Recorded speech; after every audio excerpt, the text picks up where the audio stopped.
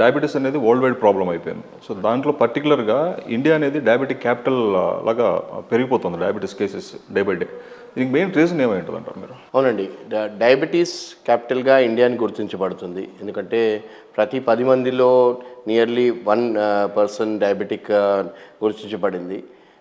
దీనికి కారణాలు ఎన్నో ఉన్నాయండి. ఒకటి ఏంటంటే మన లైఫ్ స్టైల్, మన మనము ఎక్సర్సైజ్ లేని లైఫ్ స్టైల్, సెడెంటరీ లైఫ్ అంటారు కదా, మనము వ్యాయామం లేని లైఫ్ స్టైల్, ఎక్కువ జీవనశైలి కి మనం లోనవుతున్నాము. Plus junk food eating, balance food కాకుండా processed food, ultra processed food ఎక్కువ తీసుకుంటున్నాం. బర్గర్స్, పిజ్జాస్ ఇలాంటి హెవీ ఫ్రైడ్ ఐటమ్స్ ఇలాంటివి ఎక్కువ తీసుకొని మనము ఈ డయాబెటీస్ రావడానికి కారణాలు అవుతున్నాయి. మరియు స్ట్రెస్, మానసిక ఒత్తిడి ఎక్కువైపోయి, ఈ కౌంటర్ రెగ్యులేటరీ హార్మోన్స్ ఎక్కువైపోయి మనకు డయాబెటీస్ తొందరగా వచ్చే ఛాన్స్ ఎక్కువ ఉందండి.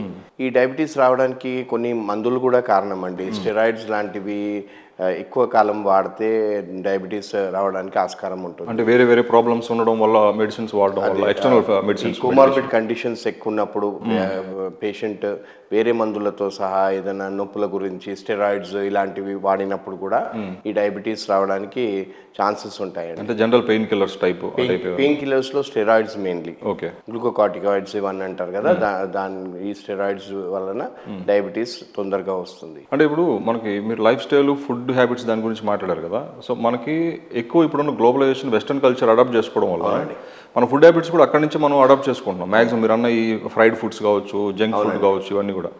సో ఇప్పుడు అంటే వాళ్ళకంటే కూడా మనకి ఎక్కువ రావడానికి ఏంటంటే, అంటే మనకి ఇండియన్స్కి, ఏషియన్స్కి జనరల్గానే కొంచెం ఇమ్యూనిటీ పవర్ ఎక్కువ ఉంటుంది కదా. ఎస్ అండి, అంటే మీరు డయాబెటీస్ రావడానికి మన జన్యుపరంగా ఒక లోపం ఉందండి. మన ఇండియన్స్లో ఆల్రెడీ డయాబెటీస్ రావడానికి ఆస్కారం ఉన్న జీన్స్ ఉన్నాయి. ఓకే, జెనెటికల్లీ ఎన్నో సంవత్సరాల నుండి, ఎన్నో జనరేషన్స్ టుగెదర్ ఇలా రావడం వలన ఆ జీన్స్ మనలో ఇమిడిపోయాయి. ఓకే, అందుకని ఇండియన్స్ ఇన్ జనరల్గా డయాబెటీస్కి ప్రోన్. ఓకే, ఇది మన కల్చర్లో రైస్ ఈటింగ్ హ్యాబిట్ కావచ్చు, ఎక్కువ కార్బోహైడ్రేట్స్ తీసుకోవడం, ఓకే, అంటే పిండి పదార్థాలు ఎక్కువ తీసుకుంటాము, ఓకే, ప్రోటీన్స్ తక్కువ తీసుకుంటాము, మరియు గుడ్ ఫ్యాట్ అనేది కొద్దిగా తక్కువ తీసుకుంటాం. కాబట్టి ఈ డయాబెటీస్ రావడానికి కారణాలు. ఇంకోటి ఎక్సర్సైజ్ లేని లైఫ్ స్టైల్, అంటే మన జీవన శైలిలో రోజు కొద్దిగా వ్యాయామం ఉండాలి. ఒక 30 to 45 minutes వాకింగ్ అన్న, ఎక్సర్సైజ్ అన్న, యోగా అన్న, swimming, any sort of physical activity చేసుకుంటే మనం తిన్న ఆహారంలోని క్యాలరీస్ని మనం స్పెండ్ చేసుకోవచ్చు. ఇలా స్పెండ్ చేయనప్పుడు ఈ డయాబెటీస్ రావడానికి ఛాన్సెస్ ఉంటాయి. అందుకని ఎక్సర్సైజ్ లేని లైఫ్ స్టైల్ మనం చాలామంది ఉంటుంది కాబట్టి, ఈ వెస్ట్రన్ లైఫ్ అండ్ యాంత్రిక జీవనంలో మనము ఎక్సర్సైజ్కి ప్రాధాన్యత ఇస్తలేం అన్నమాట. అందుకని దీని గురించి డయాబెటీస్ ఎక్కువ. ఇప్పుడున్న ఐటీ వరల్డ్లో కూడా ఈ ఇర్రెగ్యులర్ షిఫ్ట్స్ కావచ్చు, వర్కింగ్ ఎన్వైర్న్మెంట్ కావచ్చు, అంటే మనకు స్ట్రెస్ఫుల్ వర్క్ ఎన్వైర్న్మెంట్ కూడా దీనికి రీజన్ అయ్యొచ్చు కదా. ఎస్, మనము సర్కేడియన్ రిథమ్, అంటే బయాలజికల్ క్లాక్కి అగేన్స్ట్గా వర్క్ చేస్తున్నాము. లేట్ నైట్ తినడము, మరియు నైట్ అంతా పని చేయడము, మనము ఈ హార్మోన్స్, ఈ బాడీలోని కెమికల్స్, ఈ మీడియేటర్స్ ఇవన్నీ రిలీజ్ అయ్యే ప్యాటర్న్ చేంజ్ అయిపోతుందండి. ఈ బయాలజికల్ క్లాక్ డిస్టర్బ్ అయినప్పుడు మన హార్మోన్స్ మెటబాలిజం సరిగా లేకుండా ఈ డయాబెటీస్ రావడానికి ఛాన్సెస్ ఉంటాయి. ఓకే సార్, ఇప్పుడు మనకి కొంతమంది న్యూ బోర్న్ బేబీస్ కూడా మనకి డయాబెటిక్ అఫెక్ట్ అవుతున్నారు. సో దానికి ఏంటి, దానికి రీజన్స్ అంటే అది మన మదర్ నుంచి, ప్యాటర్నల్ మెటర్నల్ నుంచి వస్తుందా, లేకపోతే వేరే ఎక్స్టర్నల్ ఫ్యాక్టర్స్ ఏమైనా ఉన్నాయా న్యూ బోర్న్ బేబీస్ డయాబెటీస్కి? ఎన్నో కారణాలలో హెరిడిటరీ కూడా ఇంపార్టెంట్. హెరిడిటరీగా కూడా, అంటే జన్యుపరంగా కూడా, జెనెటిక్గా కూడా డయాబెటీస్ వస్తేందుకు ఛాన్సెస్ ఉన్నాయి. అలా పేరెంట్స్కి, అంటే మదర్ ఫాదర్కి ఉన్నా కానీ, లేకుంటే 4 fathersకి ఉన్నా కానీ, మన యాన్సెస్టర్స్కి ఉన్నా కానీ డయాబెటీస్ వచ్చే ఆస్కారం ఎక్కువ ఉంటుంది. అందుకని స్ట్రాంగ్ ఫ్యామిలీ హిస్టరీ ఉన్నప్పుడు, అంటే బ్రదర్స్ సిస్టర్స్కి డయాబెటీస్ ఉన్నా కానీ రావడానికి ఆస్కారం ఉంటుంది. కాబట్టి స్ట్రాంగ్ ఫ్యామిలీ హిస్టరీ ఉన్నప్పుడు డెఫినెట్గా మనం కొన్ని జాగ్రత్తలు తీసుకొని డయాబెటీస్ రాకుండా చూసుకోవడం. ఎందుకంటే prevention is better than cure. New born బేబీస్లో వచ్చే డయాబెటీస్ని టైప్ 1 డయాబెటీస్గా చెప్పవచ్చు.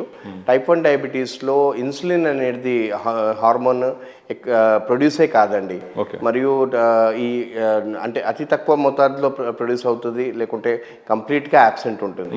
అందుకని టైప్ 1 డయాబెటీస్ లో కంపల్సరీగా ఇన్సులిన్ తీసుకోవాలి.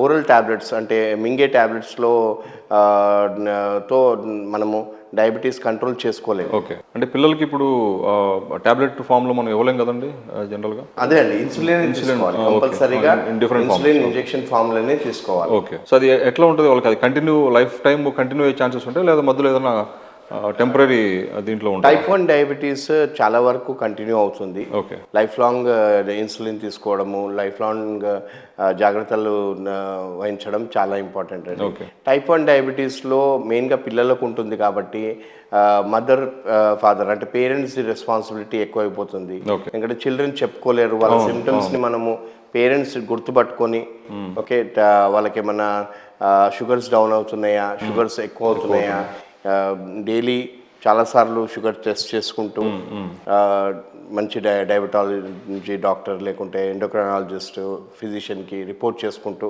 అడ్జస్ట్మెంట్ చేసుకోవాలండి. ఓకే.